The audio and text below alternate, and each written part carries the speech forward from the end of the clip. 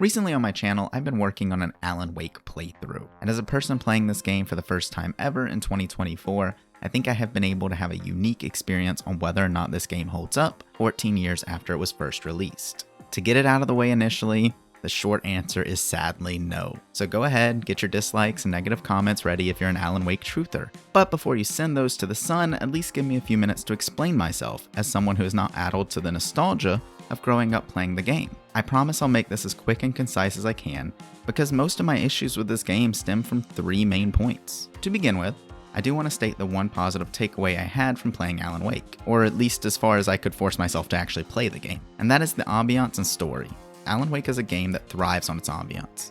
Everything from radio stories to the fake Twilight Zone coded in-game TV show. I feel like all of that added to the story that is Alan Wake, and allowed the elements of darkness from the game to really take root. This, however, spirals perfectly into my first issue with Alan Wake, which is the story. Listen, I know, it's something I just praised, but my biggest issue with it is not really the story itself.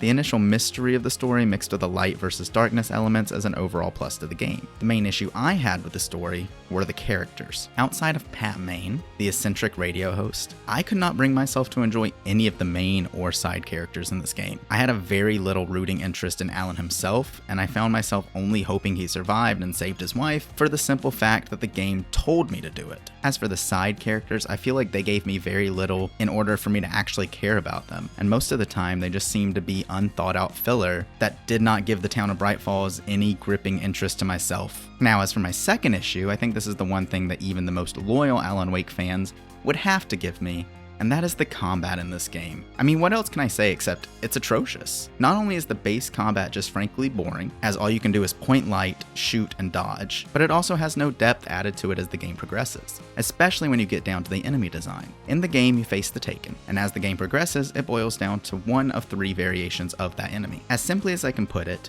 there's regular bad guys, tough bad guys, and fast bad guys. Facing those same 3 enemies over and over and over again just makes the gameplay loop stale, especially when the base combat and dodging are as undynamic as possible. The only addition to the game ever made in the form of enemies were some random pieces of metal that would sometimes just throw themselves at you, and all that really did was kind of highlight how clunky the dodging is. Now for my final issue with this game, I kind of revert to my previous issue slightly. And by that I mean the gameplay loop is stale. But why is it stale? I think this game could have really benefited with being shorter. I think the game itself and each chapter should be about half the length that it actually is. Especially when you think about the fact that elongating each chapter, like they did, just highlights the game's weaker points, such as the combat system, and the fact that multiple level designs kind of felt eerily similar to each other. It makes it more difficult for someone like myself, who was intrigued by the main storyline to begin with, find the effort to slog through the immense amount of time it takes to complete a chapter. And I kind of think that's why so many people, like myself, end up quitting this game around the halfway point. Now, with all the negative things I just stated, I do want to let everyone know, this is in no way a fact. If you enjoy the game for what it is, then yes, Alan Wake can be enjoyable in 2024. I am in no way trying to shame you into not enjoying the game for what it is. All I'm saying is that if it was myself trying to decide if I would play this one before moving to Alan Wake 2, I would probably just search up cutscenes instead, see what the story is, and then pass over playing the game itself. Also, as for my playthrough of this game, to the few people who may have been following it each week, I am archiving that game, and I'm unlisting it for my channel. I just can't bring myself to dive back into it as of now. But besides that, I hope everyone enjoyed the video. If you disagree with me on any of my takes, let me know down below, and have a fantastic day. Until next time, peace!